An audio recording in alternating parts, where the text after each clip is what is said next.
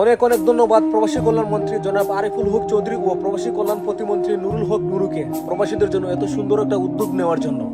দেখেন আপনারা পুরো ভিডিওটি। আজকে আসলে আমরা একটা মহতী উদ্যোগ যে আমাদের প্রবাসে যারা লাশবাহী লাশ আসবে তাদেরকে ফ্রিজিংয়ের যে একটা ব্যবস্থাপনা করা হলো, এটা শুধু এই ঢাকায় না, এখন এটা চিটাগাং, সিলেট এবং শুধু চিটাগাং সিলেটও নয়, আমরা পর্যায়ক্রমে যে বাংলাদেশের যে অঞ্চলে আমাদের প্রবাসীরা এই ডেড বডি নিয়ে আমরা চেষ্টা করব তাদেরকে তাদের বাড়িতে নিয়ে পৌঁছানোর জন্য।